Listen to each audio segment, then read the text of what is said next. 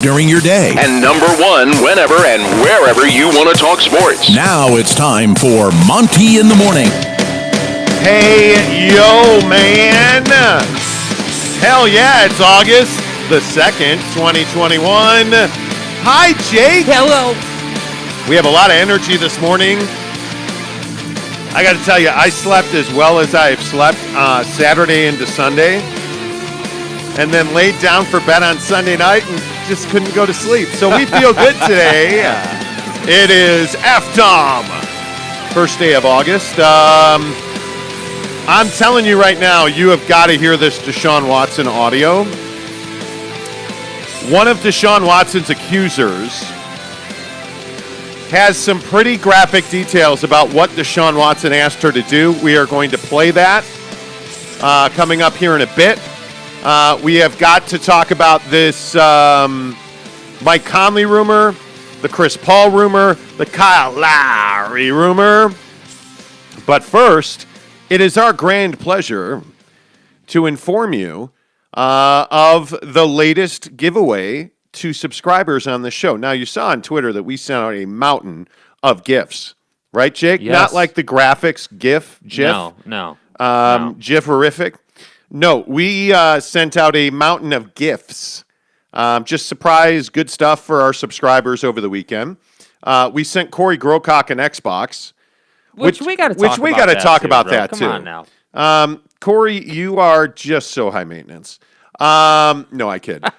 We'll talk about that coming up. But we generally give away something for subscriber milestones. Now, you know this last one on Friday was for 1,500 subscribers on this show. And our rise has been meteoric. We've had a pretty good run on this show, thanks to you guys.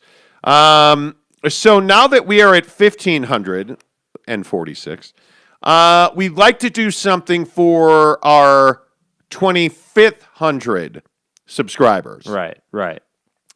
So when we pick up 1,000 more subscribers, we are going to give away a Traeger smoker. You asked, And we we're deliver. delivering. You asked, so we're bringing the pain and the heat. Here's the deal. I'm the best there is. And the wings. We are going to give away a Traeger Ironwood smoker. And all you're going to have to do is be subscribed to this show. You are going to have to post a picture that you're subscribed. You're going to have to tag the both of us, not one of us or none of us. You can't just subscribe and be like, all right, I'm going to win the Traeger. If you ain't first, you're last. Yeah, you're not going to win the Traeger. No. Reading is fundamental, and so is listening to the Monty Show on YouTube. You are going to need to subscribe to the show, take a picture that you're subscribed, tag SLC Supercars and the Monty Show, Monty the Monty Show. Post that on Twitter, Instagram, or TikTok, and then you're entered to win the Traeger smoker that we will give away when we get to 2,500 subscribers. You're going to get some pellets. You're going to get a toolkit. Seasonings. You're going to get seasonings. You're going to get a cover. Like, you're going to get the whole nine, mother.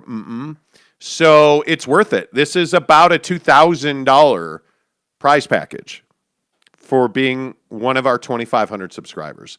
So hook it up. Find us online. If you're listening on the audio podcast, please do get to the Monty Show, Monty, themontyshow.com. Hit subscribe.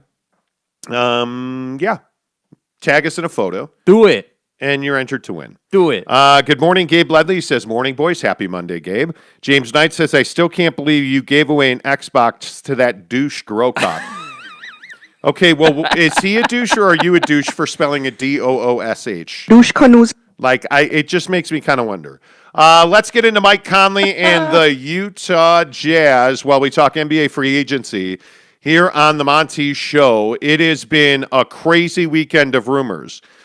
Sports Illustrated is reporting that Mike Conley and your Utah Jazz have agreed to a 3-year, $60 million deal. Now, frankly, I have asked a lot of people if they know or have they heard about this, and everybody that I know in the NBA has basically said they have not gotten confirmation that is the case. It was the understanding of most people around the NBA that the Utah Jazz were going to offer Mike Conley a significant amount of money. Most people pegged that at 3 years and $75 million. So frankly, everybody I spoke to this weekend was surprised that it was only $60 million. Because you do the math, take your socks off and count, that's $20 million a year, which is far, far below market value for point guards at this moment. Now, having said that, we haven't seen a mega point guard contract signed at this point. When you look at the big names, Chris Paul, who opted out with Phoenix over the weekend, Kyle Lowry, who is going to probably wind up with the Heat, and yet Mike Conley. I mean, those are probably, I mean, I don't know what you think, Jake, but those are probably your three biggest point guards on the market at this point. Yeah, right? those are going to be your biggest names. I mean, obviously there's a pretty good, how should we say, a melting pot of other guys who are not stars in the league yet, but who are productive players. But those are going to be the three front runners, the three headlining names. And I think that, the Utah Jazz, as we've told you guys so many times on this show, are in a position where, the cap hasn't been their friend. But I will say, so far, they've done a pretty damn good job opening up some space and putting themselves in a position where they can at least, offer Mike Conley a reasonable amount of money and not be like, embarrassingly under what other teams are going to offer him. Now, with that said, I still think this all hinges on how bad Mike Conley wants to come back to Utah. If this is a situation where he wants to be a Jazz man and this is where he wants to play, then the deal is going to get done at 3 years and $20 million. If Mike Conley's out for the bag, then he's probably not going to be, a Jazz man. I think it's difficult, though, if you're the Jazz, to sit here and feel like, hey, we moved on from favors. We moved down in the draft. We did really well in the draft in what we told you they did, getting Butler. And I think overall, they've worked really hard to be in a position to re-sign Mike Conley. I mean, everything points to, and again, you're the one who has, your sources and everything telling you this, but like, everything points to they're working hard to re-sign Mike Conley. And I just don't think there's a scenario where they can get to that $75 million number. That just is an egregious amount of money for where they're at with the cap. So, yeah. Well, in what I've been hearing for several weeks now since the Jazz lost and got knocked out of the playoffs is that, Mike Conley expected to hear from several teams. Obviously, he expected to hear from the Utah Jazz, so I don't think anybody's surprised that there are these rumors out there. But I also think that there's a lot of people, Jake, who are surprised that the Knicks have not been more aggressive in their pursuit of Mike Conley. But we're very early. Free agency starts today. So it's not as though, Mike Conley is, not in demand. And by the way, I think his agent probably is well aware or has probably had substantive conversations with people already. Mm-hmm. But I think, I hear this rumor at 3 years and $60 million. I was shocked.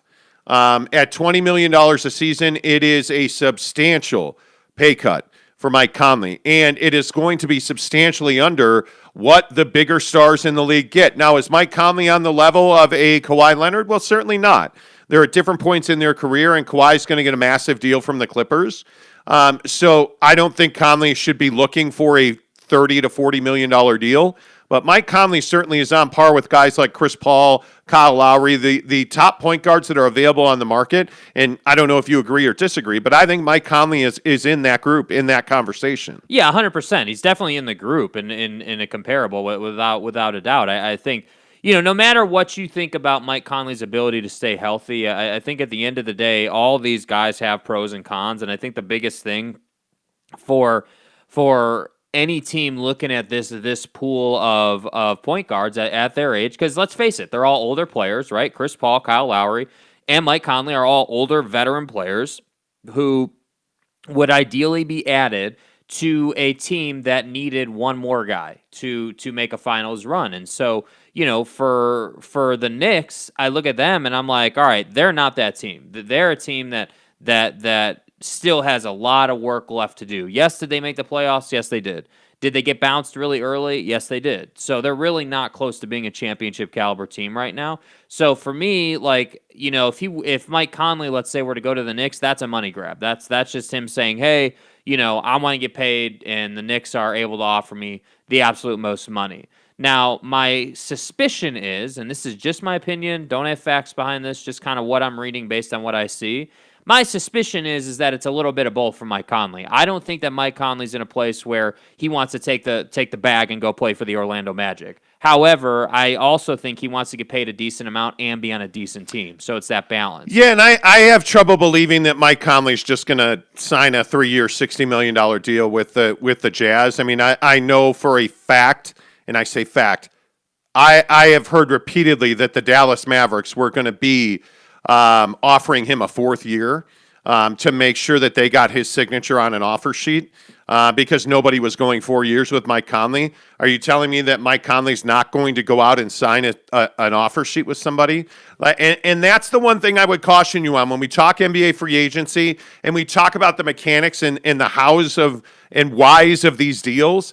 I don't believe that Mike Conley's just going to go back and directly sign with the Utah Jazz. Mm-hmm. That doesn't seem smart by Mike Conley. If he signed a 3-year, $60 million deal, Mike Conley, left money on the table and is negotiating against himself, which is not the way that business has ever been done in the NBA. My guess is that Mike Conley goes out to the market, signs an offer sheet, and the Jazz wind up matching that, and Mike Conley's thrilled to be back in Salt Lake City. That's my guess. Yeah. I would be shocked. And again, I would just be stunned if Mike Conley outright re-signed with the Jazz for what amounts to about a $15 to $20 million discount.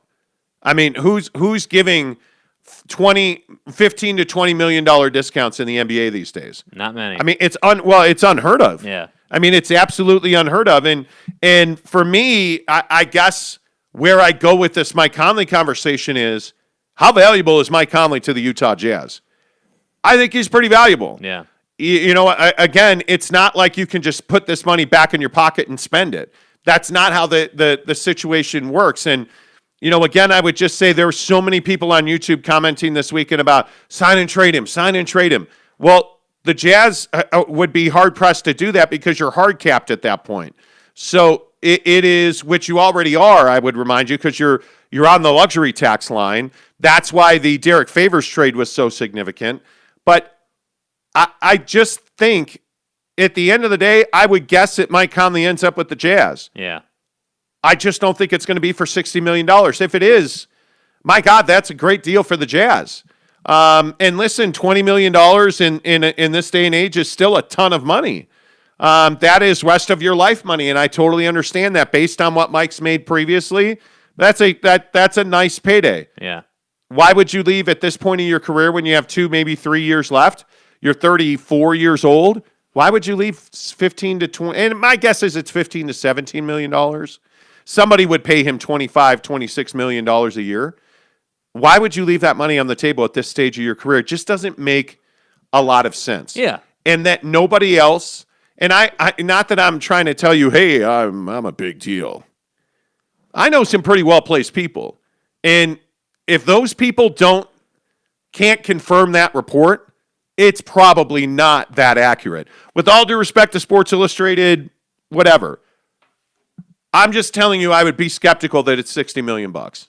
Yeah, I think that at the end of the day, in the NBA specifically, players want to get paid, and I think that Mike Conley, you're right. At this point in his career, it would be very surprising to me that he would leave that money on the table. But again, I think when the Jazz are selling this to him, I think the selling point is, hey man, like, we're trying to bring you back. No, we can't offer you $75 million, but we can offer you 60, and we can offer you a legitimate path to the NBA Finals. And I think that really, that's the discussion, right? That's the discussion. They're going to try and sell that to Mike Conley that way. But I think if you're Mike Conley, you're sitting here saying, okay, yes, I do want to get paid, but then secondly, I want to win a championship because he has not won a championship yet. And I think that for Mike Conley and for Chris Paul, and that's the difference between Kyle Lowry and these two guys. Kyle Lowry's won, so the pressure's off of him. He's just trying to find a good situation. Whereas Chris Paul and Mike Conley, more so Chris Paul, but both of them together are trying to win their championship before they're done playing in the NBA. Yeah. So to me,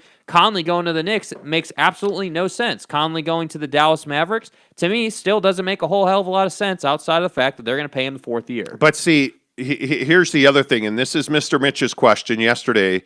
And Mr. Mitch, good to see you again. Missed you, buddy.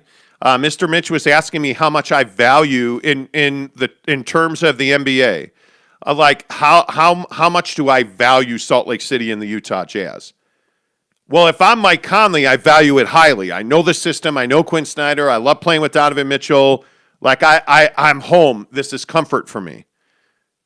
And in the grand sense, the broader terms, well, I know that Phoenix is going to spend a bunch of money this offseason. They've made that pretty clear. I know the Lakers and the Clippers. The Lakers are probably out of the money spending market now. They don't need a point guard. So that's one team that was linked to Mike Conley that's out of the game. The Clippers need a point guard, and the Dallas Mavericks need a point guard. And I know that if I am Mike Conley and I go to Dallas, I'm comfortable in Dallas. I'm going to get good money in Dallas. I'm going to play with a superstar in Luka Doncic in Dallas. The question is, who's more likely amongst his suitors to win a championship? And I don't think any of them are. With all due respect to the Utah Jazz, if you run this back this year, how should we and why would we and how would we make the argument that you're a championship contender in Salt Lake? And this is what a lot of people didn't want to talk about. I don't believe that if you bring Mike Conley back, because I don't know what you do at backup center. I mean, you have options. None of them are great. I don't know that any of them make you better than Derek Favors made you. I understand why you made the Favors trade. I think it was absolutely unbelievable. Great trade. But you're not better this year than you were last year. Yeah. Sitting here today, there's not going to be some big free agent splash that you're going to sign. You don't have the cap space to do that. So are you better than Dallas? I don't know. Ask me in 72 hours when we know what free agency looks like. Are you better than the Clippers? Hell no, you're not better than the Clippers. Absolutely not. Yeah. Are you better than the Lakers? I don't know. I happen to think that Russell Westbrook will change his game to fit in with LeBron and AD, and I think they're a championship contender right now today. I thought that same thing before they went and made the Russell Westbrook deal. And by the way, all the rumors about a lot of guys wanting to take less money to go and chase a ring with them. And that was going to be my next point, is that the Lakers have no money to spend. They're in a very similar situation as the Utah Jazz. But guess what? When you hear guys like DeMar DeRozan wanting to take far less money to win a championship with the Lakers, now you're starting to understand that there's a lot of guys. And by the way, tell me I have no sources and I don't know what I'm talking about. Back me up on this, and I think people will. I told you last week the Lakers were hard after Rudy Gay. Yeah. Well, guess who popped up in the news this weekend? Rudy Gay wants to take a veteran minimum deal to sign with the LA Lakers for a championship. Yeah, man. I mean, you definitely said that last week, and I think and I'm good looking. Well, that's debatable, but Okay, anyway, my point is that I think you're not in that position. You would love to have Rudy Gay on this Jazz team. Absolutely. I think look at Chris Paul's situation. I look at the Phoenix Suns as an organization that's at a tipping point. Robert Sarver is not a good owner. He's not well respected. People don't like him. They love James Jones, and they love Monty Williams. And one of the reasons that was such a good situation was because you had a veteran in Chris Paul come in there and really kind of turn the culture of that team around. But then when brass tacks hit the floor, Chris Paul didn't help you very much. Yeah. And so you're in a situation now where, okay, well, are we going to re-sign Chris Paul, or are we going to try and build without him and get back to the NBA Finals? I don't know. There is a lot of rumors about where Chris Paul is going to end up, and not many of them have him in Phoenix. Yeah, I don't know, man. If I'm the Suns, I'm taking a real hard look at the point guard market. I'm taking a real hard look because I think that while, yes, Chris Paul got you to the NBA Finals with Devin Booker, I think at the same time, Chris Paul's legs are running out, and I think he ran out of gas, with all due respect to Chris Paul. And I think that there are a lot of guys out there that could do some really nice things for you. The problem is you can't really find a guy who's got the intangibles Chris Paul has while also giving you the performance that you need. So that's the really tough part. And that's why, guys like, whether you want to look at Lonzo or any of these other, guys who are available, they may not have the years of experience under their belt, but they definitely have the legs to take you to where you want to go. And I think for sure. to me is the tragedy in what happened in the NBA Finals, because it just felt like, I mean, honestly, like, no hate at all. It just seemed like Chris Paul ran out of gas. It just seemed like he was done. And that's just sad. Sean Mierzinski, good morning to you. He says, morning, everybody. Jeremy Bolton, hey, what's up? Says, top of the morning. But would Conley rather make $25+ million in Cleveland? But he's not going to Cleveland. And this is this is the thing you have to understand. Mike Conley can go wherever he wants to go. He could go to Cleveland if he wanted to, but Cleveland's not going to sign him. Mm-hmm. Mike Conley's going to wind up with a team that believes or is close to a championship. And if you look Mark Cuban, I'll just stay with the Mavericks. Mark Cuban is very aggressive. He is an owner that is involved every day. He is on the recruiting trail. He makes his players off-court money. We know that for a fact because he's a business tycoon. He helps him start record labels and cannabis companies, and so there's a lot of attraction there.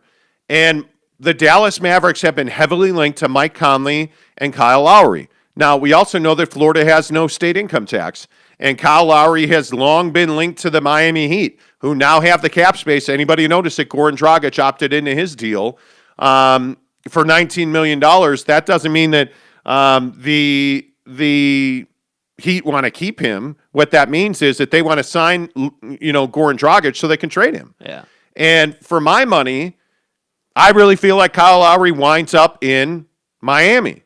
If he winds up in Miami as a Jazz fan, you should be nervous about that. Yeah. Because that means that the Dallas Mavericks have to go to Plan B, and Plan B is Mike Conley. Well, and I think for Miami, I think that, if you look back to the bubble, they play the Lakers in the NBA Finals.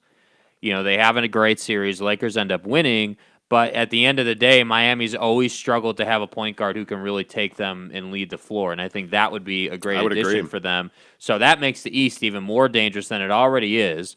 And then, you look at the Mavericks, and I don't know, man. If I'm Mike Conley, I look at this situation, and I'm like, dude, I got to win a championship, but I also got to get paid. So that really narrows down the options, and it really puts the Jazz in a position where their future with his situation is largely dependent on if he believes that they can go to the NBA Finals. And I'm not so sure that he believes that right now. I don't know. Well, the bigger question is, do you believe that? I don't know. I don't think that if he signs there, they're an NBA Finals caliber team. I think they still have a lot of work to do. I would agree. I just think the hard part is it makes sense to me why the Jazz are so hard after Mike Conley. I think it placates Donovan Mitchell. I get it. But what that also tells me is that you lack courage. And this is the thing that I think is so difficult for teams like the Jazz. Hell, the Bucks. I look at the way the Bucks built that team. I mean, to go out and get guys outside of your sphere, guys like PJ Tucker, guys like Drew Holiday, those guys that ultimately put you over the top in the NBA Finals, that took courage. And to let Mike Conley walk away and believe that you can build a better team without him takes courage. And I just don't know that Ryan Smith is ready to do that. I mean, as a new owner, I think it's very difficult to piss off your fan base. And the Jazz fans have made it very clear that they want Mike Conley back. Now, is that a reason to make a deal like this? I think if you're in the Jazz situation, I think it is. You've failed so miserably for the last 10 years in talent evaluation, and you've brought in guys like Dwayne Wade that have a different voice than this organization has typically heard. I would just encourage the Utah Jazz to be courageous. Show some balls, frankly, and don't do things the way you've always done things. Because Mike Conley, 3 years and however much money, is no different than Derek Favors in his 3-year deal. In that, Mike Conley is always hurt. Now, they're in different arcs. They play different positions. Their value on the ball is completely different. I get that. My point is, if you pay Mike Conley 3 years and $75 million, let's say, because I think that's the going price tag for point guards. I think it's pretty clear that $25 million is going to get you one of the premier point guards on the free agent market. I think it takes a lot of courage to say, no, we're not going to do that, because in 3 years, what's Mike Conley going to be worth for us? And in 3 years, will we have won a championship? And I don't think so. You can say yes if you bring him back. Yeah, don't think so. And that's the tough part. And that's why I say I think it's smart of them to be steadfast at, 3 years and 60 and not budge on that number. I think it has to be a thing where that's the number or you're not coming back. That's what it has to be. Yeah, and it's scary, frankly. You're in a position where your conversations are, well, are we okay being the 5, 6, 7 this year so that we can win a championship or compete for a championship next season? Are Jazz fans cool with that? Do we think the fan base is accepting of that? I mean, I'd love to hear that. I mean, do people in the comments think that do Jazz fans in the comments on this show right now, would you be okay with the Jazz being a 5, 6, maybe even a 7 seed going to the postseason this coming year in an effort to save money so that next offseason you can be very aggressive and go after somebody? Yeah, I mean, I would hope so. I would hope so. I mean, the problem is, again, and I'm trying not to be redundant with this, but the problem is it's not just the point guard. Mm-hmm. And that's, I think, something that Jazz fans are laser focused on Mike Conley and the point guard, and we've got to get Mike back. And it doesn't matter who you plug into that spot. To me, your depth is a bigger issue. To me, your lack of athleticism, which is why I still advocate that you move Bojan Bogdanovic and Joe Ingles. I'd rather keep Joe Ingles. I'd rather go and get younger and different with Bojan, but they're going to run it back. I think that that's the one thing that I hear consistently is they're going to run it back. Yeah, I mean, they believe that they could get to a championship, and, yeah. and that's what I'm saying. Like, that's where I think the of course the players believe they could get there. I mean, the players are telling themselves, "Well, if we didn't get hurt, we would have got there." But I'm telling you that no matter what would have happened, if all things are square, the Clippers are a better team than you. So that's why I'm saying you notice that you made your season on 3 and D, but in the postseason you didn't make your threes except for 1 or 2 games out of like 10 games you played. So that's my biggest issue. I also think there's a lot of value and a lot of traction to be gained if you can add some depth and give Quinn some options when he's coaching. That could potentially lead to several more wins on your schedule because he's able to win games in different ways that weren't available to him last season. So that's another reason I think, even if you don't move anybody else, but you let Mike walk, again, you can save some of that money because, again, the situation they're in is by moving the Favors deal, they gave themselves breathing room in terms of luxury tax. So if he signs the 3-year, $20 million sheet, they're still going to pay like $7-8 million in luxury tax, But if you don't sign him, then we can, if you're committed to spending that money either way, right? Whether you spend it on Mike Conley or you go and spend it on somebody else, if you're committed to paying the $7 or $8 million in luxury tax, that's plenty to go and get a bunch of depth on this bench that you could then do something with. So I'm not saying that if you don't bring Conley back that you can just go out and replace him. But what I am saying is that Quinn Snyder's a hell of a coach, and you've got a couple of pretty good players here. And if you could add some depth to this team, you have some options. And that's, I guess, the route that I would prefer to go. Save money now, be decent, then go after a big-time free agent next offseason. That's what I would do. Yeah, I think that's what most people would do, but it's really hard to make that decision. I don't know. Let's see. James Knight, who cares? Rudy Gay is nothing special. His best is behind him. Do you watch the NBA? Just curious. Jeremy Bolton deleted your message. That just went away. Gage Upwall, good morning to you. Don't think we've ever seen Gage before. Thanks, Gage. Welcome to the show, my man. And there's a comment dump, of course. Got his first All-Star appearance with the Jazz. I think it's more about a championship for Mike now. Jeremy Bolton says Conley was a first-time All-Star in the West. Utah is his best fit. I don't know if Utah's his best fit.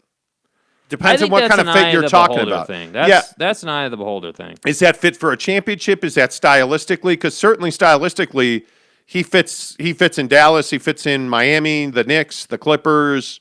I mean, any team that wants to get out and run, and any team that's got half-court assets, Mike Conley fits. So I don't necessarily believe, like one of the teams that I saw was pursuing him a couple of weeks ago was New Orleans. And to me, Mike Conley's not a fit in New Orleans. So that's why I kind of write that off. Mike's best fit to me is, comfort level, it's probably Utah. Win a championship level, it's probably the Clippers. I just think that depends on what you mean by fit. If Bolton also says if he signs a 3-year deal here, you got to believe the third year is a team option, right? I don't think there's options. No, I think he wants 3 years guaranteed. Guaranteed. Yeah, I don't think there's option in that. And this is the thing that I think you also have to consider is that when you have competition and you're competing to sign somebody, option years, injury, incentives, games played incentives, those go out the window. And by the way, when you're putting out in the media that you're prioritizing Mike Conley, well, it's hard to say to him, hey, I'll pay you this money, but XYZ, because you've just told the world that Mike Conley's your priority. So I think, I'd love to, I'd love it to be a 2-year deal. Can't be a 2-year deal. Too many people offer him 3. Okay, well, I'd love it to be I'd love to have a team option for the 3rd year. Well, problem is the Knicks will give him 3 years guaranteed, which at this point in his career is far more valuable, I think. There's just all of these variables. You can't shortcut it, unfortunately. There are a lot there are a lot of guys you can do that with, but this particular situation, I just don't think it's available to you. Yeah, I just think it is one of those things where you just have too much competition. Eric and Raleigh says this is where, this is where the Jazz cap problem ties their hands. A little bit, yeah. A little bit, because you've got Rudy's deal and Donovan's deal coming back on the books. And by the way, I look at the Phoenix Suns. I look at the LA Clippers with Kawhi Leonard opting out of his deal. Here's where things are different. Kawhi Leonard opts out of his deal with the LA Clippers to do what? Well, re-sign and get more money from the LA Clippers. Because he knows if he stays in LA, there's no doubt they're competing for a championship. Yeah. That's not where Mike Conley is. Mike Conley's in a very different spot. So this is one of those things that if Mike Conley doesn't wind up in a Jazz uniform, I don't think it's the end of the world. If he signs with the Jazz for 3 years and $60 million, I don't think it's the end of the world. Obviously the structure is going to matter. Yeah. But $20 million a year for your point guard is not a lot of money in these day and age of the NBA. It just isn't. Yep. So I think it's interesting. I look at Kyle Lowry. I think Kyle Lowry wanting a 3rd year and he wants to be paid $30 million. Fuck that. I'm not doing that. Excuse my French. I'm not doing that. I'm not signing him to $30 million a year. Well, Miami he's 86 years old. Miami is. And okay. I think he's proven to be a durable player outside of last year. He's been a pretty durable player in his career. Yeah, it'll be interesting to see. I think it is. Who's the best team in the NBA right now today? Don't you have to go with Milwaukee? No, I certainly don't think you do. I still maintain Brooklyn's in that conversation. The Lakers are in that conversation. Milwaukee's in that conversation. I would love to say Brooklyn and LA, but I need to see that they can stay healthy, bro. Honestly, I need to see that all these guys can stay healthy. I need to see that Kevin Durant and Chris Middleton and Devin Booker and all these guys playing in the Olympics, I need to see that they can stay healthy, because again, it's who's healthy. As we saw, the Jazz weren't healthy, they lost. The Clippers weren't healthy, they lost, right? Yeah. The Suns had some nicks and dings in the NBA Finals, and they lost. So at the end of the day, I think there are teams in the league that can definitely beat the Bucks, but I think the Bucks did a great job of staying healthy. So best team in the league on paper is probably going to be the Lakers, probably. Best team overall, most durable team is the Bucks. That's just how it is. Where do you put the Lakers with Russ? I and we talked about this on Friday. Mm-hmm. I actually like that deal a lot for the Lakers. I think that anytime you have a guy going home or going to play with his friends, generally there's already an agreement in place. And we saw that Anthony Davis and LeBron James were both publicly talking to and meeting with Russell Westbrook over the last month or two. And that they dapped up after games. This has been in the works a while. Mm-hmm. That's why Kyle Kuzma to the Jazz was such a non-factor. But I think Russell Westbrook knows what he's got to do. And that's why, you hear about Carmelo Anthony. You hear about Rudy Gay. What do those guys do? Those guys are knockdown shooters. That's what the Lakers are missing.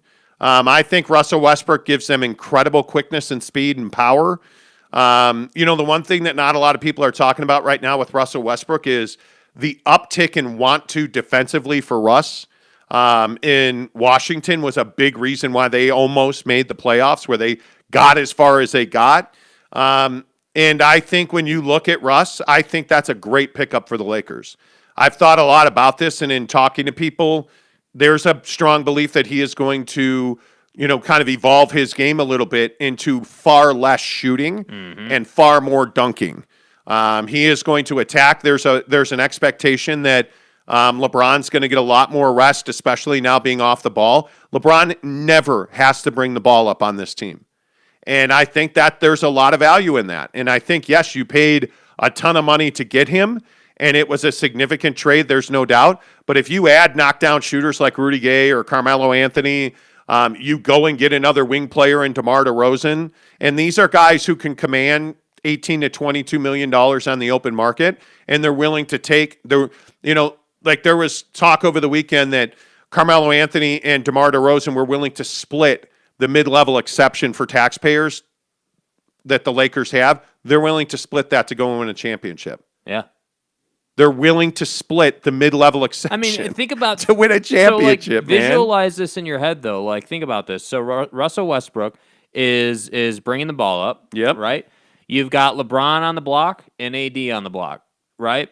And then you've got, let's say, Carmelo standing in the corner and DeMar on the wing. I mean, that is a really flexible lineup. There's a lot you can do with that, And then you got guys, yes, like Rudy Gay coming off the bench and whoever else they're able to bring in on tiny little contracts. So I don't know. I think, for me, the reason that I think Russell Westbrook will make it happen this time is because it's now or never for him. He's no longer young. I mean, it's you're either going to do it now or you're never going to do it. And by the way, I also happen to be a believer that they're not going to go and get another center.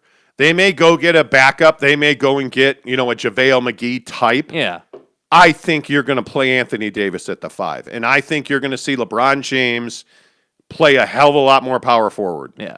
And I think that's why the Rudy Gay, Carmelo Anthony, DeMar DeRozan guy is really important to this roster. I think it's why Talon Horton-Tucker now becomes a vital piece. Well, look at what they're doing though with their roster. So think about the effect that this has. AD's at the 5. Yes. LeBron's at the 4. Yep. So what that immediately does is that allows you as an offense to take the size that you would face on any given night away from the rim. And if they want to switch, great. We want them to switch because then you've got a terrible matchup against defending Russell Westbrook, and the rotations for the defense are all messed up. So that's why they're going to this. And yes, getting LeBron off the ball is huge because he can't take that beating anymore. He's past that time in his career. He's no longer that guy anymore. So I think the Lakers are onto something here. However, I do want to say that I don't think that we should just go ahead and say they're the best team in the league or all of a sudden they're the favorite to win the championship. I'd agree. They've got to show that they can put this together. They've got to show that Anthony Davis specifically needs to show that he can stay healthy. Anthony Davis needs to figure out what's going on with his groin, what's going on with his leg, what's going on with his arm. All this snagging injury stuff needs to go away. It's time to win a championship over the course of a standard duration NBA season. And once you do that and you prove that you can stay healthy, then I think we should be giving them best team in the league. But right now, I just think that with what the Clippers are doing and again, nobody's talking about the Warriors. I'm just telling you, they're going to come out of middle of nowhere and they're going to light the world on fire. I'm just telling you that right now.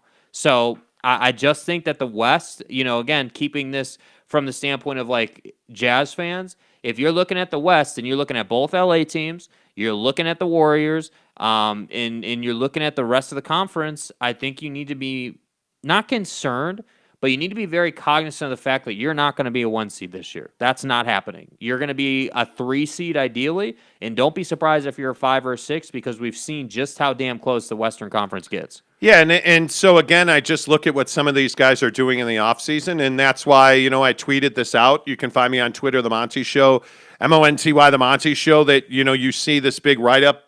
Chris Brickley, who is the NBA skills coach, does not talk to the media often. When he does, there's purpose behind it. And so today there was a big write-up in a big piece about how Chris Brickley is preparing Donovan Mitchell for the season. And that's not an accident. I think you see Donovan Mitchell working with the who many consider to be the best skills coach in the world, who routinely travels and has people fly into New York, which, by the way, where's Donovan Mitchell these days? He's in New York. He's a New York guy. So you have that relationship in place. I think it's why you see Devin Booker, consulting with a guy named David Alexander, who is the bodywork guru. When you see things like that, don't ignore that. Go follow Chris Brickley on Twitter and Instagram and see who he's working with. Because what happens is you see those guys, Elijah Hughes for the Jazz, spending significant time with Chris Brickley. One of the things that Brickley does every summer is he has all the NBA talent come to New York. And I mean, it's everybody you can think of. Carmelo, look at Carmelo's resurgence. Who is Carmelo's skills coach? Chris Brickley. You have all those guys, LeBron James, Anthony Davis, Carmelo Anthony, Devin Booker, Donovan Mitchell. You have all these guys, Trae Young, go to New York. They live there for 10 days, and they do runs. They play pickup basketball together, and they work on their weaknesses. And so what do you see happen? LeBron's elongating his career. You look at Devin Booker's, maturity over the last 2 years since he paid a bodyworks guy, a guy to work on his body, and he's working with Chris Brickley in the summers.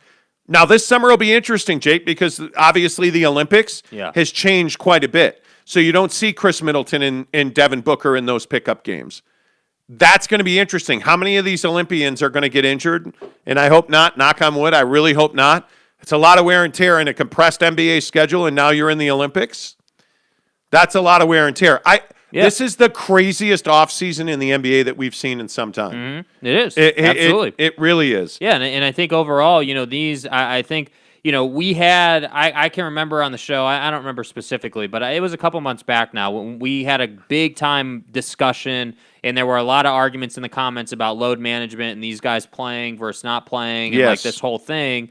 And I think this coming season, load management is going to come to the forefront for a lot of these guys. And I'm not just talking the Olympians. I'm talking about AD. I'm talking about Bron. I'm talking about continuing with Kawhi and, all these guys who understand that they've got to be healthy in the playoffs. I know I keep saying that. If they re-sign Mike Conley, you need to load manage the hell out of Mike Conley early in the year. You've got to cut his minutes down and play him like I'd be right at about 30 minutes a night for Mike Conley, not because he sucks or I want him on the bench, but because I want him healthy. But rested. The question that I ask of guys like Mike Conley, guys that are always injured, what are you doing in the offseason? Yeah, because you see the guys that go and invest in their bodies. You see guys like LeBron, again, Devin Booker, just because I know what he does. I follow him very quickly or closely. But LeBron, I look at guys like AD, guys like Mike Conley that are always hurt. You don't see them on the social streams of the leading skills coach, the leading bodywork guy, you don't see them in those videos. And it's like, I look at Montrezl Harrell, and I see Montrezl Harrell on all of these social media streams. Mm-hmm. And what's he's done? He's gotten better. He's made more money. Jumper's getting better. It's not an accident. It was 2 summers ago, I want to say, that he was on David Alexander's social all over the place. And what happened? He became far more explosive. And that's why he's able to, as an undersized center, compete. So I look at a guy like a Mike Conley. Why do we not see him with a bodywork guy? Why do we not see him addressing all of these lower body injuries? Yeah. These soft tissue lower body injuries that plague the NBA this year. Ankles, knees, hamstrings, quads, groins. All these injuries that you see in these guys, unless you work with a guru like a David Alexander. Unless you pay to have somebody build your body. Because it's an investment. The funny thing is there was a big discussion on one of the Complex magazine has a bunch of social channels, and I want to say it was on Complex Sneakers. I was watching a discussion about whether or not skills coaches like Chris Brickley and body guys like David Alexander, whether or not these NBA guys can write that off on their taxes. Because all of these guys, when you're a multi-gazillionaire like most of these guys are, you itemize your taxes. And hell yes, it's a tax write-off. Mm-hmm. Like one of the guys they had on this podcast video thing was one of the leading tax attorneys. And he was like, yes, absolutely. LeBron James every year writes off his body work. Every year he writes off his personal chef. Every year he writes off all this stuff to get him ready for his career. Mm-hmm. And that's why I just don't understand why more guys don't do that. When you're making... think about a guy like Mike Conley last year. He made $34 million, I think, last year. Yeah. You need tax write-offs. Yeah. Because you're paying Uncle Donnie, Uncle Biden, you're paying that guy 35, 40, 50% of your money at the end of the day. So you need tax write-offs. Yes, absolutely. And so to me, there's just no reason not to do this. The money you make in the end... There's no excuse not to build your body, dude. But think about it this way. A guy like Mike Conley, yeah. If Mike Conley can elongate his career by just one season, that's $20 to $30 million more. Yeah. And as the cap keeps pushing up, maybe that 20 to 25 is 23 to 28. Well, it's what we're seeing in the NFL with quarterbacks. Yes. There's a new standard being set seemingly every year for who's the highest paid quarterback. I mean, $50 million a year is no longer outlandish, for quarterbacks. So, I mean, it's that same idea in the NBA. Yeah. Brandon Whiteside says, the big question is the minivan coming back? Well, George Niang has become a punchline at this point. Like, he's become a punchline. Jeremy Bolton says, but who is out there and available? Who is better than Conley in a couple of years? There's not a better than Conley in a couple of years. It's what you can do with guys on the floor. That's the thing. Correct. That's the thing. It's not... We need to stop looking at it from the lens of like, hey, who's better than Mike Conley? Well, I can go in circles about how Lonzo Ball is much faster than Conley in a superior defender. But we all know that Mike Conley is a superior shooter, has a way better sense of pick and roll with Rudy Gobert, and is a fine defender. I mean, so we need to stop saying who's better than Conley. We need to start saying what takes us to the NBA Finals, because at this point, nothing else is acceptable. And that's why I say this whole thing, again, in the, to like, as we have this conversation about Conley and what they're going to do and all these decisions they're making and the inner workings of the organization, we need to be having these conversations with Donovan Mitchell's duration as a Jazz man in mind. Amen. Like, at some point, you have to be prepared to have the conversation of, hey, guys, I'm not happy. We're not winning. I'm going somewhere else. That's coming at some point if you don't make the right decisions. And you know what? I point to a guy like Dwight Howard. Mm-hmm. Because when we talk about the elongating of careers and making money. Yeah, he's a great story. The guy was done, man.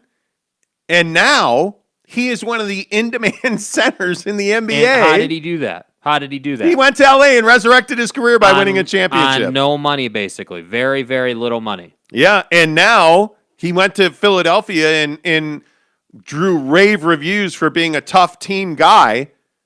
Well, he wants to play. And guess where he's going back to? He's going to the LA Lakers again. And they're probably going to... I mean, I'm telling you, they're the best team in the NBA. Well, we'll see. Maybe. We'll see. And to your point, it's not the way they're built today. Yeah. But these guys taking discounts, that's the kick in the balls. It's huge. It takes your dollar 4 miles down the road, I mean, it really helps you with team building. But that's why I say I think we just need to be very careful with who's the best team in the league right now, because at the end of the day, yes, the Bucks won the title and yes, they should be called the best team in the league right now, but when I look at the potential of what's about to go down starting at 4:00 Mountain Time today, then you start to think about, all right, so the Lakers have LeBron James, Anthony Davis, DeMar DeRozan, Rudy Gay, Dwight Howard, Talon Horton-Tucker. They've got all these guys. The Clippers have all these guys. Dallas signed Mike Conley on a 4-year, gazillion $1 million deal, and now they have Luka and they have a nice little setup. Like 4 o'clock, if you live in Salt Lake City, keep your phone around you at 4 o'clock, please, because I'm telling you, all these deals are already done, and we're going to get a wave of, hey, this, that, and the other just signed this huge deal, and tomorrow on the show has massive potential for the world is ending. Well, and by the way, one of the other guys I meant to mention that I think is really interesting right now is, and I know it's not a big name, but in the backup center market, Nerlens Noel is somebody that a lot of people are looking at. Rashawn Holmes has to make a decision. God. What? Rashawn Holmes. But the guy's actually playing good basketball. He can play. His problem is off the court. That's the issue.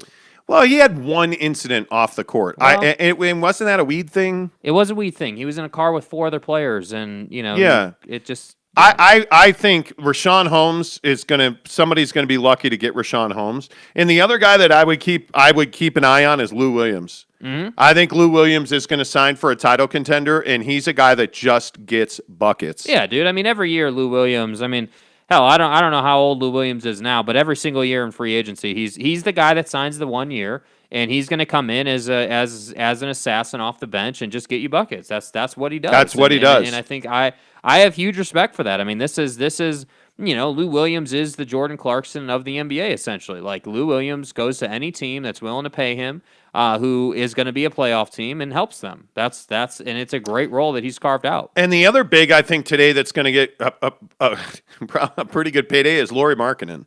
I mean, that's a guy that now the Bulls signed him. He's restricted. They extended him an offer, so he is restricted. I think somebody's going to take a run at him. And he's a guy that's a sign and trade candidate because he is your prototypical. Defensively, he's weak. He needs to get better defensively. But just amongst the name, there's some bigs out there that, depending on your cap situation and where you are as a team, there are some bigs out there. Guys like Nerlens Noel, they're never going to be superstars. But Nerlens Noel is a guy that can contribute in the little ways. Rashawn Holmes is a great number 2 center off your bench. Who were we all talking about in the NBA Finals who came off the bench? Bobby Portis. Bobby Portis. And gonna get paid, by the way. Nerlens Noel and all these other names that you were just mentioning are probably, marginally, if not, probably much better than Bobby Portis. But, again, as you were just mentioning before, Bobby Portis went and worked with Chris Brickley and a bunch of these other guys and really remade his game. And guys, whether it's Dwight Howard or Bobby Portis or any of these guys, we're starting to see this trend where guys who don't have a lot of value and they're kind of just floating through life in the NBA start to understand, okay, well, I could go from making like $1.5 to $2 million a year to like $15-16 million a year if I just went and paid Chris Brickley, a couple $1,000 or $50,000 or whatever it is that these guys pay Chris Brickley. Yeah. And he can help me. And if I can do that, I'm going to get a lot of value. And teams and guys like Nerlens and Lauri Markkanen and all these dudes, that's why you see, so many guys with Brickley and everything else, because there's so much opportunity for them. Contending teams understand, okay, if we can get quality depth to come in and play 8 and 9 minutes at a time, and they can get that one-off rebound or whatever, those are the little plays that take you to the promised land. And to me, again, I know I'm trying to continue to bring this back to the Jazz a little bit. When you look at the Jazz roster, think about this. Who's coming off the bench behind Rudy right now? There's nobody. There's not. There's nobody. And I don't want to hear about, Azubuike and what he can do yet. We don't know what he is yet. He needs to prove what he can do. He's still a young guy. So as far as I'm concerned, you don't have anything behind Rudy yet. So that's why I say when he's talking about Nerlens and Lauri Markkanen and all these guys who are available, that's the kind of guy the Jazz should be looking at rather than trying to overextend and sign Mike for $75 million, because my feeling is that's what it's going to take. Well, and I think you look at some of the other names, that are going to wind up on offer sheets today, guys like Patty Mills. Jeff Green certainly is a guy that there's a lot of people talking about. Jeff Green is in demand.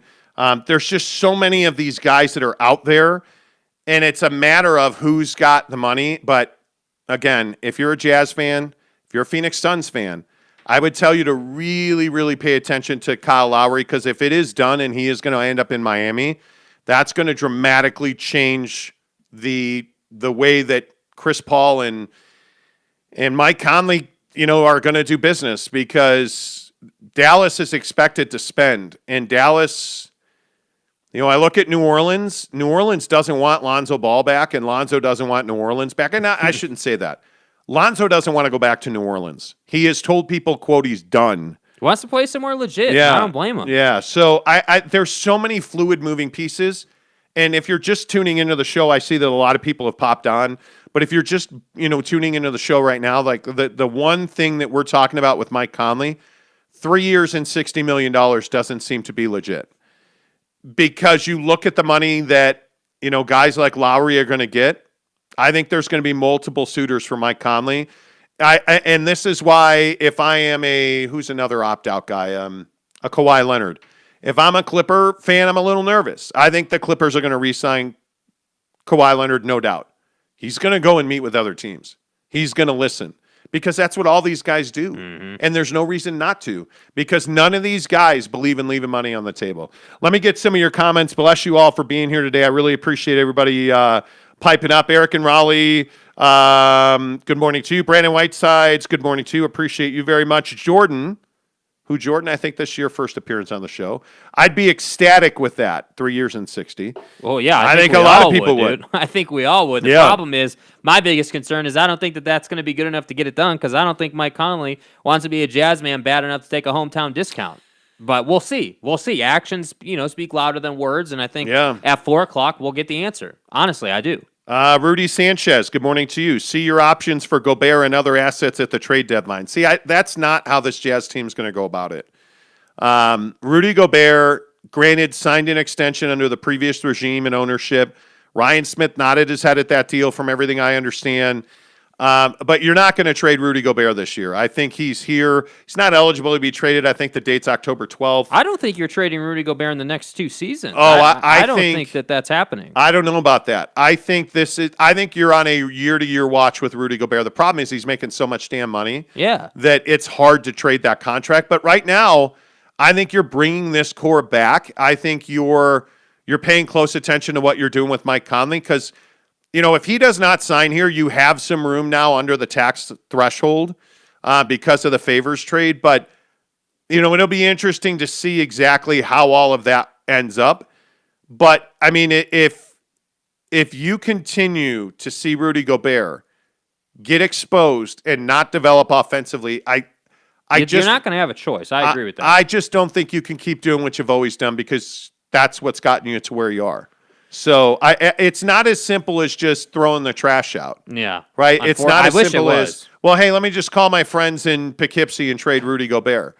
Who's got $40 million a year under their cap to go and get that? For a big. Right? I mean, are you really going to – you can't just trade that for a draft pick like the favors deal. I mean, it's really complicated to make a trade of that level, in my opinion. Mitchell Harding says Gobert and Conley just have that connection. No point in taking it away. But what does that connection get you?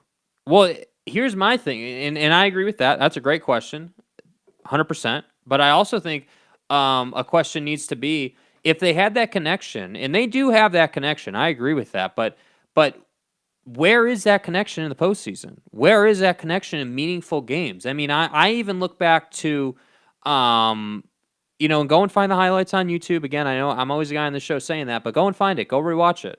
I specifically remember talking about on this show the day after the loss in Philly, when I was over here and we were both pissed off that they didn't win that game. I remember saying, dude, where's the pick and roll? Where's Gobert dunking on Embiid? Oh, that's right, it didn't happen because Embiid was dominating that matchup.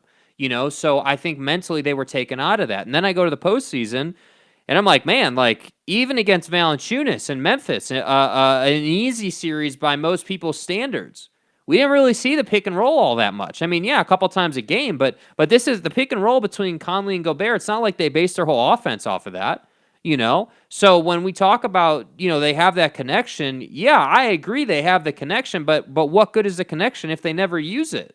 And my point just simply is, even if you do bring Conley back, and even if it is 3 years and $20 million a year, which it would be a very team-friendly deal, even if you get that done, I still don't think that you're a championship caliber team based on the fact that the Lakers are going to get better, the Clippers are going to get better, the Warriors are coming back. You look at Kyle Lowry, it's like 85% by most people's standards is going to Miami, so they're going to be really good.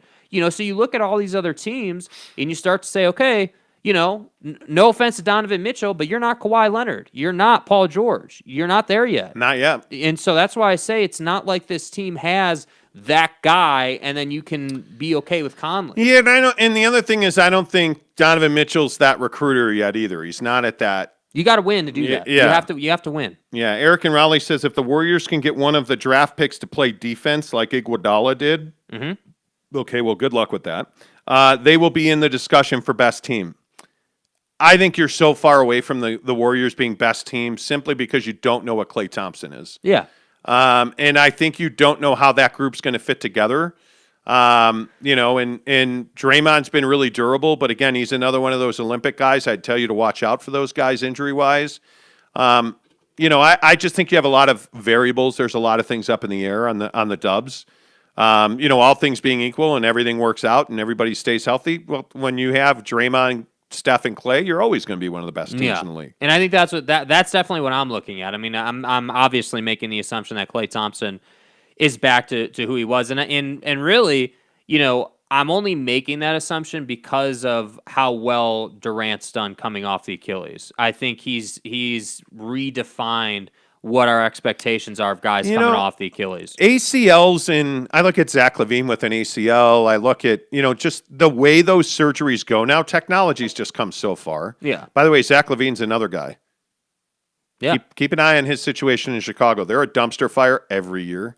So he made some comments today about wanting an extension, and I'd be real careful with that. Team, you got to get paid. I'd be real careful with that. Red Heart Norvis says, best team on paper is Nets. Lakers will have better longevity over load management for having Westbrook. Best fit for Conley is the Mavs. There's no and that's my point. The best pure basketball fit for Mike Conley is the Dallas Mavericks. The way they're very fluid and mercurial with their basketball. Mike is so damn creative in his ability to finish left or right. I mean, he just fits in that flow. Mm-hmm. And when Luka's getting double teamed, Mike's an elite 3-point shooter. So I think he's a great fit there. Ryan Buckley says if Conley really wanted to chip, he would be honest with himself and take less. Yeah. Not from the Jazz, because I'm telling you.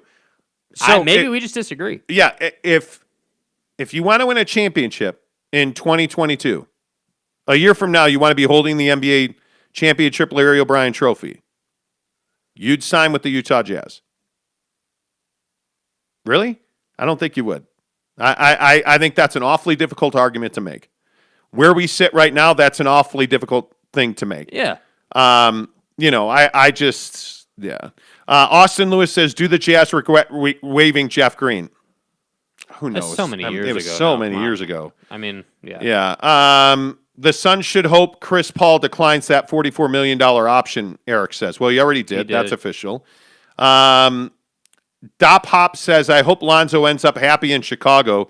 3 years, $60 million sounds like pie in the sky. It does sound like pie in the sky. It does. I just don't see how that's even a possibility. Tanner Plummer, do the Jazz ownership management really believe Conley is going to stay healthy? Historically, the Jazz don't load manage. No. Well, but historically, nobody load manages. That's something that's relatively new. Kawhi started that in San Antonio, Toronto, and continued that in L.A. I think you have to load manage. I don't, especially with your older veterans. Brandon Butler, do you think all of this chaos in the NBA is a result of parity? Are we seeing parity? I mean, is the NBA even? I don't think it's even. The West is superior to the East. I don't think anybody doubts that. Well, and I think the top of the Western Conference is who it's always been. Yeah. I mean, it's Lakers and the big spenders. Yeah. And the Jazz are an anomaly, but it's cool you did that in the regular season. You didn't do it in the postseason. So I think that the West is the way it's always been. I mean, the big spenders and the major market teams have the advantage. I think you saw a perfect set of circumstances lead to Milwaukee winning a championship. And I can't believe I'm saying this, but I do feel like on some level the Jazz have some proving to do this coming season. Like they have to prove that. Why is legit. that odd? Well, because I just think that, when you're a 1 seed and you dominate the way they did in the regular season, it's a foregone conclusion that you'll continue to be that. But with Conley not being here and the way they went out in the postseason, I think there were a lot of doubters, and I think there were a lot of people who started to understand, this team was built off the 3-ball, and that's not going to win you an NBA championship. Yeah. Jack T says, per reports, it's $75 million for 3 years. I haven't seen that report. So nobody has a number on Mike Conley. Like we nobody's reporting that the Jazz are offering him 75. Nobody is reporting that. Yeah. Nobody. Corey Grocock, what's up? He said, what could Utah sign off the bench in free agency? Not a lot right now. I mean, you're really kind of waiting on Mike Conley. And this is the problem. And this is why I say I feel like right now, if they took a little bit different of an approach, they'd have an opportunity right here. Think about it this way. Let's just pretend that the Utah Jazz said, we're just going to let him walk. We're not going to offer him anything. Go ahead. Go get paid. You can go play for another team. Well, what does that do for you? Now, all of a sudden, your outlook is completely different. Now you're like, okay, hey, we got to fill out our bench here. We ideally we'd find another player to be in our starting 5. Like, we're going to have to fill those gaps, and we can still do it for the most part under the luxury tax. You're still going to pay luxury tax this year, but it's not going to be like $25 million in luxury tax. It's going to be like 7 or 8 or less than 10. So my point just is like with this whole Mike Conley thing, it's not just about whether they sign or re-sign him. It is the implications of putting a ton of time and effort into figuring out what you can get done with Mike Conley. Because if you are worrying about Mike Conley, you'd be worrying about signing, Lonzo Ball or like any of these other guys, the Nerlens Noels of the world or any of these other dudes. You'd be looking to put Donovan with a point guard for 5 to 7 years. Yeah. That's what you'd be looking at. Yeah. That's just not where you're at. I don't think. Ryan Buckley says Jazz were built for the regular season, not to playoffs. Correct. Yep. Any chance Otto Porter? Why are Jazz fans so obsessed with Otto Porter? Every year, people get obsessed with Otto Porter. Where has Otto Porter been an integral figure in anybody's team? Well, Washington. Well, and what happened? Nothing. He went to Chicago, and what happened? Nothing. Like, Otto Porter is a nice guy, but it's the Kelly Oubre, obsession. Mm-hmm. Oh, Phoenix is going to win, and then they didn't. And he left, and Chris Paul came in, and what happened? They won. He goes to Golden State. They've declined. He's gone. Like, I'm telling you, there are these cool, chic guys. Otto Porter doesn't bring you a championship. What does Otto Porter do that you don't already have? Nothing. Maybe a little bit of an upgrade defensively, but he's not a better three-point shooter than anybody you got. Jazz have a lot of guys on this roster who are really good at getting paid. I just don't. I don't know. I don't understand the obsession with Otto Porter. I've never understood that. It's weird. He's a role player, man. He's nothing like he's not some like great player. Jeremy Bolton, well, this is the point of the day. Can the Jazz do a sign and trade for Luka's mom? Well, now you're talking. By the way, anybody see Luka Doncic last night in the Olympics getting a technical foul and yelling at the officials like an idiot? Mm-hmm. That's what he does. I'll drop that motherfucker. Yeah, I am not a Luka guy. I am not a fan at all. Conley is. I mean, well, apparently. But I at some point, you just have to shut up and play. Just shut up and play. Like, I just... It gets old. No doubt. It gets old. Very old. 3:30 Eastern today. I actually think it's 4 o'clock Mountain, excuse me. Yeah, it's 4 o'clock Mountain. Is when free agency opens. By the way, since we have Grocock in the comments, just would like to say, bro, we sent your shipment out yesterday, and it cost me my entire savings account. So my God. Last time we ever, A, go to the post office at Harmon's, B... Yeah, dude. It was bad. It was expensive to ship to Australia. You're welcome. We appreciate you being here. We love Australia. So we sent Corey his Xbox yesterday. I might be homeless to pay for that shipping. I mean... You have a deal. I mean... Yeah, man. It was heavy. But it's fine. You enjoy that Xbox, but we'll be on the street. It's fine. If we're doing this, if one day we show up on this show in a tent, just understand it's Corey Grocock's fault. It's not my fault. After the street closed Davis. Exactly right. Blue Money 93 Neville. Okay. If the Jazz don't re-sign Mike Conley, you don't think we can go for DeRozan? Well, because you can't reallocate his money. You're going to resign him with bird rights. So, and now you're not, well, you wouldn't be a luxury tax payer at that point. I think DeMar DeRozan wants to be an LA Laker. Well, I don't think, I know he wants to be an LA Laker. Yeah. I mean, yeah. DeMar DeRozan is not available to you. He wants to play for a championship, with all due respect. You know. Jeremy Bolton says, I could have picked up that Xbox from you guys for free. By the way, if you're just tuning in, we did announce our newest giveaway. Yeah. Which is a Traeger smoker package. We're going to give away a Traeger smoker, an Ironwood. We're going to give you pellets. We're going to give you kind of an accessory set, some seasoning. It's going to be amazing. It's going to be all good, you know. We're going to do that at 2,500 subscribers. Mm-hmm. And all you have to do is what you've always had to do. Subscribe, take a picture, tweet, Insta, or TikTok, The Monty Show, this guy, or SLC Supercars for Jake. Mm-hmm. Tag us. You have to tag us both. We've let some of the single guys slide. No more. If you want to win the Traeger smoker. Yeah, this is a little bit too official to have any of the single guys. No, it's going to cost us too much money. Yeah. So the single guys, man, we ain't doing that. Yeah. You have to take a picture that you're subscribed to this channel. Tag us both. Jake is SLC Supercars on Twitter, Instagram, and TikTok. Mm-hmm. I am The Monty Show, Monty The Monty Show on Twitter, Instagram, and TikTok. Tag us both. Yeah, not just one. Douche. Brandon Whiteside says, Otto Porter greater than Carmelo Anthony, who's greater than Rudy Gay, which means you don't watch the NBA. You really? No, we're not humoring that. Next comment. I'm not doing Next that. comment. I'm not. Next I'm comment. Not. I'm not. James Knight says, our loyal subscriber, Growcock. Exactly right. Yes. Yes. Exactly right. James Knight also says, fatigue played a big role with players being injured. Yep. Let's hope we get a good run next season. Well, Joe Ingles in the Olympics. I'm a little surprised that Bogey's not in the Olympics. Well, he's smart. Yeah, he's I guess. Smart. Oni's in the Olympics. Like, I mean, you have a pretty significant number of guys. Yeah. That's why I was glad Donovan opted out. Like, you just don't need that. Yeah. You know what I mean? Cristobal Sanhuiza. Mm. When is the 1,500 sub giveaway? We did it last week already. You got to watch the show. Growcock won the $1,500. Corey Growcock in Australia won the 1,500 giveaway for the Xbox. Mm-hmm. So again, I don't. We just plugged the new giveaway?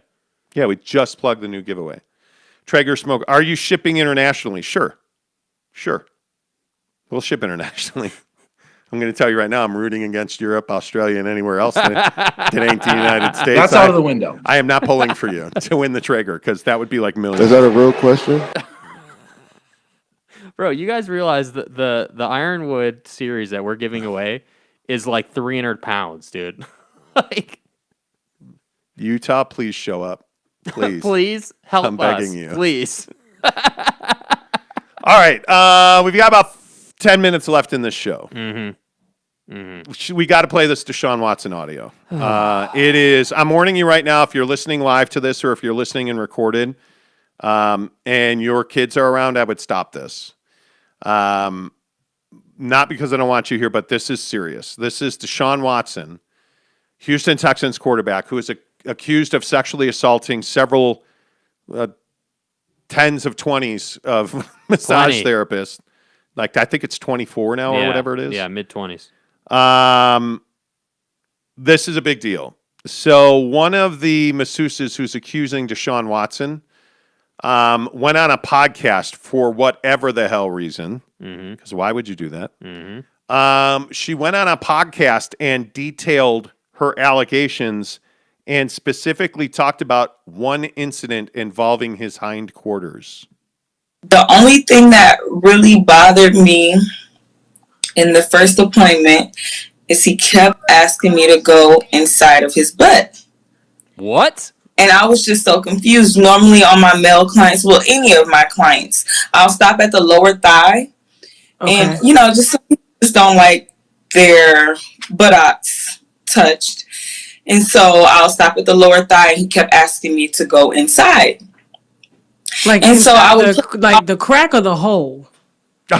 What? I originally thought it was the crack. Okay. And so kind of go around that area, and he still wasn't satisfied. And he was very adamant, and he would say, "Don't be afraid to go inside." Oh. And in my mind, I'm like, there's nothing further.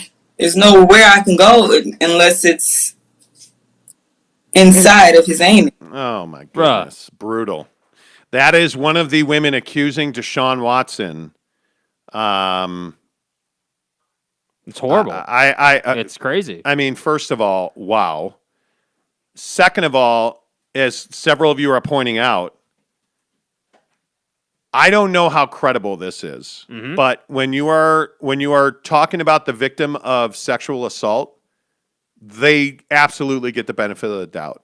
And I just want to point this out, not to plug the podcast she went on, but it is a pretty substantial podcast. Yeah, it's a huge. It's not substantial. It's a big deal. So if you just type in YouTube, of course, after you're done listening to our show, because our show is the best show, but after that, and you type in Tasha K, her entire podcast will come up. It's called Unwind with Tasha K. It is a big podcast. It is a female-based podcast. She does great work. Yeah. But to go on this podcast and to talk about this, I mean, yes, there's no evidence. I absolutely agree. And by the way, she didn't accuse him of a single crime, as online lawyers pointed out. Yeah. Nothing she said on this podcast accuses him of a crime. And maybe this is like the toughest situation you could be in as an athlete. Because, think about this.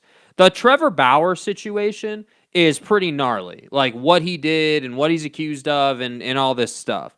The Deshaun thing, it's almost like the waters are even murkier because there's there's nothing behind all these allegations.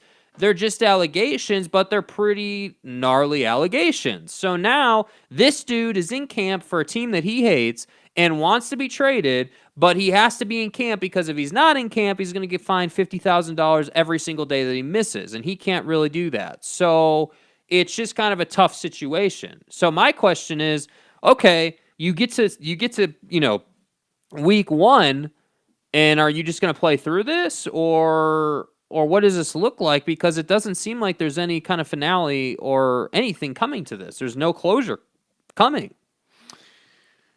I don't know what I even do here. It is true that her words do not describe a crime. Her words do not describe sexual assault. Mm-hmm. She is not describing him grabbing her hand, and it's not what she's describing. I don't want this guy on my football team. Mm-hmm. And that's what this does. What you're getting now, and I think that's why she probably did this, and I'm going to take her at her word. Again, she's a woman that is alleged to have been sexually assaulted by Deshaun Watson. I'll take her at her word. I can't have this guy on my football team when I've got 20-something women accusing him of things far more heinous than this. Yeah. And frankly, I don't know where Deshaun Watson goes from here but down, because I think his trade value is plummeting. I think the Houston Texans, I don't know if they were ever involved in this or not. They've waited far too long to trade him. And if I'm the Texans, I'm doing everything I can do to get out from under Deshaun Watson. Good, bad, and different. That's why them demanding 3 first-round picks, if you believe that, which the rumor mill in the NFL says they are, is foolish. The first time I heard this, I'm even now, I'm just beyond words for it. Yeah. What is wrong with you, man? Do you understand when this stuff was going on, allegedly, Deshaun Watson had the world in the palm of his hands. He flew women from other states, allegedly, to give him massage service in a hotel suite with him and her, and that's it, alone. It's not the best situation, and we all know that. It was not videotaped. It was not video surveilled. He did not have a bodyguard there. He did not have a handler there. She did not have an associate there. Nothing. And it's his word versus her word. because we haven't seen evidence. We haven't seen charges from the Houston Police Department, who is supposedly, I think they use the word rigorously investigating these charges. But what's the upside here? If you're one of these women, you were sexually assaulted, allegedly. Mm-hmm. If you're Deshaun Watson, you sexually assaulted 24 women or whatever it is, allegedly. Who's the winner here? So Deshaun Watson, all charges are dropped. He doesn't pay anybody a penny. Is that a win? No, it's not a win. You're not going to jail. Okay. You're not having to give away tens of millions of dollars. Okay. Can you ever show your face in public? Can you ever do a youth football camp? Will you ever get your Nike money back? Will you ever get a max contract again, ever? No. If he did do this, let's say he did do this, these women are alleging heinous sexual assaults. Like, what's the win for them? Okay, cool. You got $5 million each. Now what? Nothing. You got paid. There's no win. There's it. no win. There's no win. And you know what the worst part of this is that it just perpetuates the idea that rich, powerful athletes, essentially take advantage of women and don't care about, the morality of things. Yeah, it's a horrible situation. It's absolutely a horrible situation. Ryan Buckley said she's lying. How do you know? We don't know either way. That's what I'm saying. Like, she could be telling the truth. She could be lying. Like, who the hell knows? That's the problem. There's nothing of substance here. We don't know. Yeah. Fat Jesus says the lower thigh is on the front of the body. I don't know if she used, anatomically correct language. I have no idea. Eric and Raleigh says the Bauer thing has loads of evidence. The Watson situation has no evidence. And by the way, did you see that Trevor Bauer, the pitcher for the Dodgers, who doesn't even deny that he had physical sexual altercations with a woman multiple times, and is now being investigated and sued over this? Did you see now that they've pushed that out to August 16th? They just keep extending the initial hearing, and baseball keeps extending his leave of absence. By the way, what's the win for Trevor Bauer? None. What's the win for the women? None. Like, there's no winner in these situations. Yeah. James Knight says, young men with far too much time and disposable income. That I agree with. Mm-hmm. Neil Paris says, I don't believe that one bit. In the black community, whenever a female wants to discredit you, they infer you are gay or have gay tendencies. I don't know. Is that true? Sure, it could be. Does your butt and does butt play make you gay?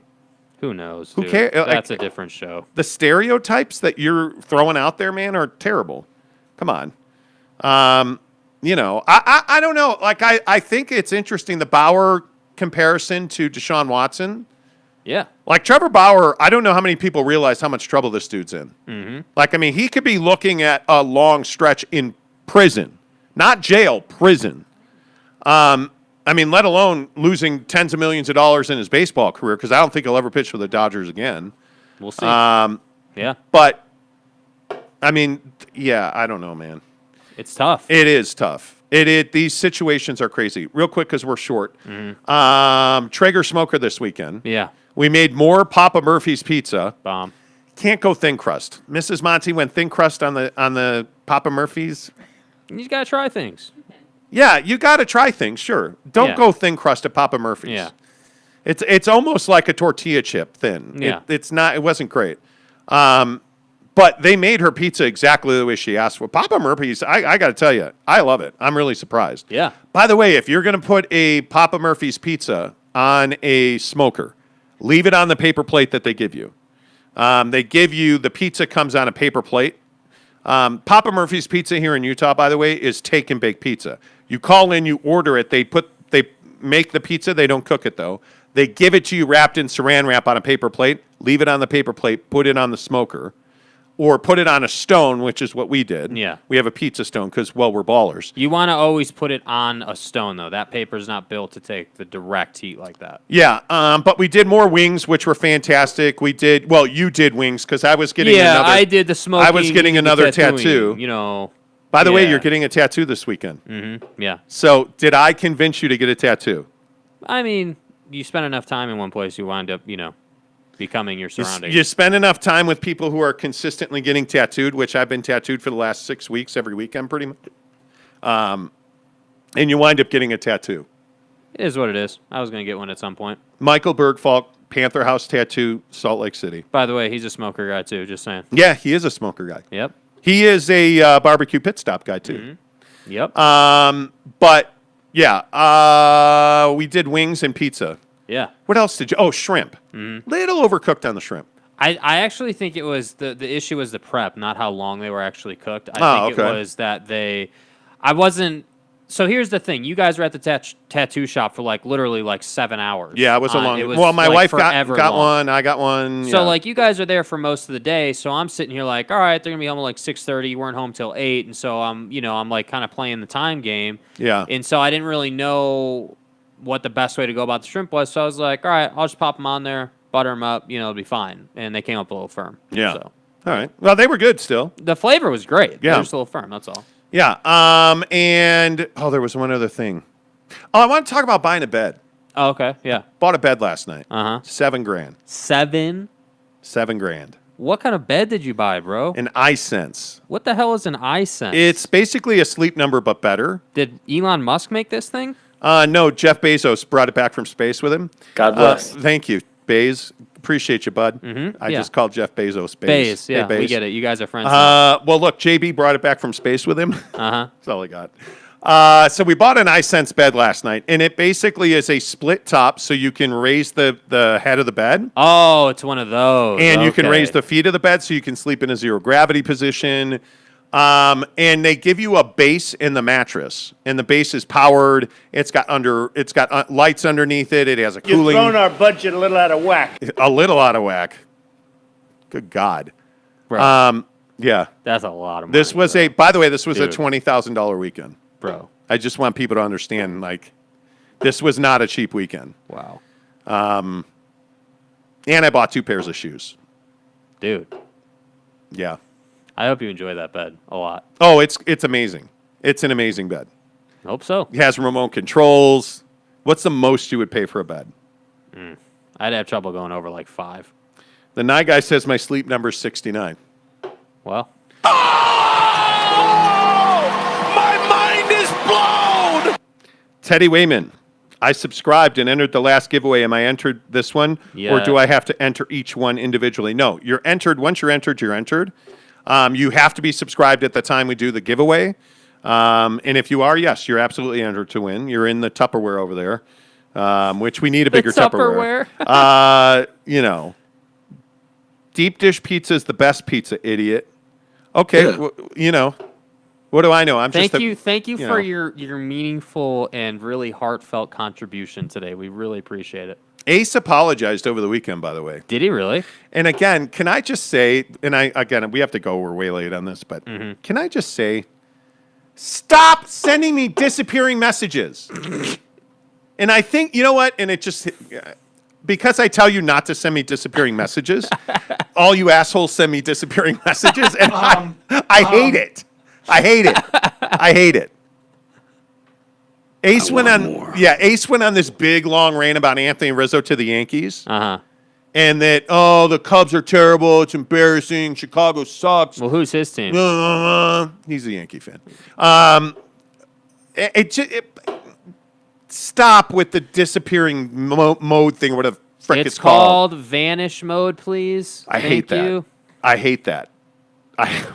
Okay, Ramiro. His comment was censored, but I can still read it. Wow, I wouldn't pay that much for a bed if it sucked me off, gave me a back rub, and sang to me every night. Who the f*** is that guy? Wow. I'm prioritizing sleep, though. And now we're way late. It's fine. But I'm prioritizing sleep. I'm getting 7 hours of sleep a night if it kills me. Well, it will kill me if I don't. But right now, I'm only getting barely 6 hours of sleep a night. Saturday into Sunday, I slept 7 hours and 15 minutes, and I woke up ready to run through a wall. Bought the Epic Pass, by the way, the other day. Bro, you just, I'm telling, it was a hugely expensive weekend. like stupid expensive. But anyway, bought the Epic Pass the other day. We're like, here's the other thing with Rona though.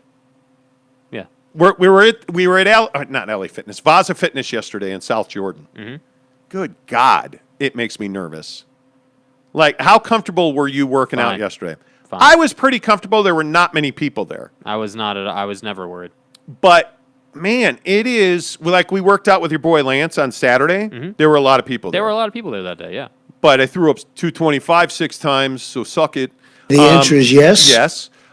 You had a great lifting day on Saturday. Mm-hmm. You threw up 225 6 times. 6 times and then 3 times or 4 times.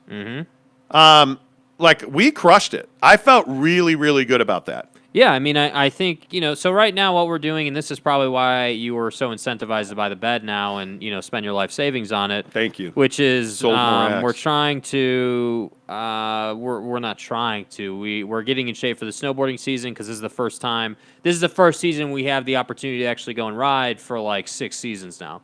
So, it's That's why we moved back to Utah pretty much. Yeah, so. Tried on my snowboard pants over the weekend that were way too big. The ones you had or the ones you bought? Both. They were both too big. They're both too big. Wow. But hey, it is what it is. Do they have belt loops? They do. Yeah, see, I'm telling you.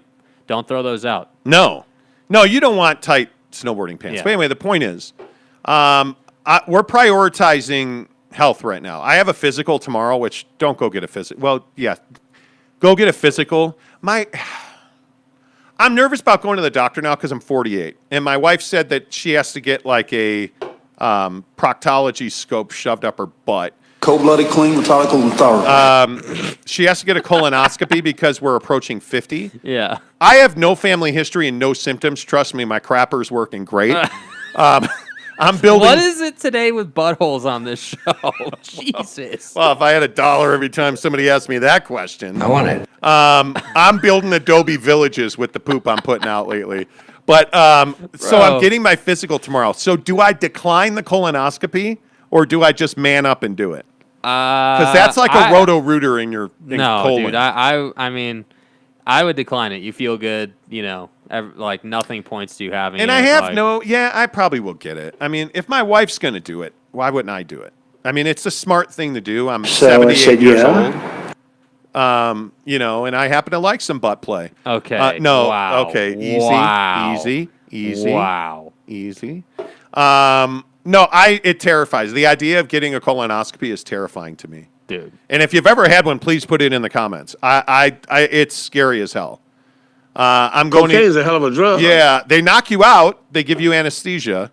They knock you out. Bro, does that? So wait. They roto-rooter your butt. And then you wake up and you're like sore. Oh, dude, no. No. Bro. Rode hard and hung up wet. Wow. No. It's not supposed to be bad. You're out. They put you out. You wake up. I mean, from what I understand, there's some time it takes for the muscle reflexology to bounce back, and so Until one of us passes the fuck out. Some things might fall out of there. You don't want to push too hard. But anyway, the point is, the worst part about a colonoscopy, though? It's not even the roto-rooter part of the program. It is the stuff you take before that basically makes you poop your brains out for an entire day. Oh. So, you got to empty. You can't have a bunch of... And he will every single time. Stuff in there. Bro. They got to fit the roto-rooter up there, man. Oh. So you can't have like poop in your colon. No. So they give you a bunch of stuff you take, and trust me, I guess it just drains you. And then they drain you. So, and you want to poop before, because afterwards it's just going to fall out, man. Gravity does this thing, and chill out. Oh, my God. It's not true. What you want me to say to that? Yeah, it's not true. Gabe Ledley says, if it's time to see Dr. Jellyfinger, you should ask if you can do at-home samples instead. Poop in a box and just as effective in detecting. Okay. I think that's HIPAA. That's HIPAA. But the problem here is, like, I have an odd poop thing. Like, I almost gag picking up my... So anytime it rains, my dog will not go outside. He's crapping in the house. Just mark it down, right? Hell no. No, he ain't going outside. No. So, like, picking up dog poop makes me gag. The thought of picking my own poop up, what do you use, like a spaghetti spoon for that? How do you get the poop out of the toilet? I mean, if you got to send in a stool. Get some tongs. I don't know. Oh, get some tongs. Okay. Who knows? What are the mechanics of sending in a poop sample? I don't know. Do you just grab it with your hand? Do you put on a glove? Do you put on a glove? I mean, I'm not. No. Excellent strategy. I'm not putting on a glove. I'm not reaching into a toilet. Maybe my wife will help me with that. We'll go in the backyard. I'll drop a deuce on the pad back there, and she can poop or scoop her into a box. And then you and the dogs can kind of hang out. Yeah, maybe we can put like some kind of thing. We can build a box for pooping samples. If you guys ever want to kick it, we'll flow. I mean, just poop or scoop it. I don't know. I don't know what that even looks like. Oh, I know what it looks like. You squatting in the backyard and her standing there waiting for you to be done. No. That's what it looks like. God. That's what it looks like. No, that looks like divorce, bro. Right? I mean, what do you want me to say? You and I both know we'd have to put that on TikTok. So there'd be visual evidence of it. We might get kicked off of TikTok for that. You. Sorry I'm late. It's a good show when I load it up and all of a sudden we're talking about colonoscopies and a-hole. Wow. Exactly right. James Knight says, makes you wonder how the away team put up with it. I don't know what that means. Yeah, I don't know what that means. Nye Guy says, 48 represents, just had the colonoscopy and I told the doctor not to use lube, just spit on it. Oh, no. You're so fucked. The day before it's rough, day of easy. Yeah, no kidding. Man up and do it. Early detection is critical. Well, that's why I'm doing it. If we're being serious, I'm in pretty good health other than the fact I'm a fat ass. I'm in pretty good health. So why would I risk it, right? Like I do all this stuff for my heart. And do you think there's a reason that I eat like high fiber cereal? Well, that's why. I'd love it to be wider. Yeah. Wow. How about Donnie over the weekend having a cabinet meeting? How about that? Like Mark Meadows, his former chief of staff. Oh, yeah, we had a cabinet meeting. Do you want to set up the meeting? Am I the only one that's worried about like the world melting down this month because he's supposed to be president on August 13th? My pillow. Yeah, dude. You don't worry about that? Oh, I mean, yeah. They're always going to be scheming, but I don't know what. I don't know. I mean, Jesus. What the hell does that even look like? Gabe Ledley says one option is fecal immunochemical test or FIT, which are approved by the Food and Drug Administration. It is used as the first-line colorectal cancer screening test in most of the world. How does that work? Wow. You're so fucked. Yeah, I don't, just use tissue paper over the water so the poop doesn't go in the water, and then they give you a little stick to grab it. What? Man, we don't need. Bro, what are you talking about, man? Hey, Doc. My poops tend to be voluminous. Not sure it's going to fit in this little cup. Yeah, we don't need the whole log. Just break it off. Squeeze, diamond cutter style. I just raised my butt off the seat by clenching my cheeks together. He said colorectal, and I was like, diamond cutter. All right, playing the music. Please do. We're getting to the music. Wow. Wow. To collect the poo-poo, they send you home with some Tupperware that you mail back. No, they send you home with a Tupperware thing. So I'm supposed to shit in a Tupperware? Can you imagine how bad that would smell when you open that Tupperware back up? Oh my God! Why would you even bring that up, dude? Hey, bro. Hey, what do you do for a living? I sniff poop out of Tupperware. Yeah, I unsnap the snapware that has piles of crap in it. Don't you hate it when it gets caught in the rubber like a gasket? Yeah, like, the seal. Too much poop, you smash it down. It gets caught in the gasket. Yeah, it's a rather shitty seal if you ask me. See what I did there? Say goodbye, Jake. Goodbye, Jake.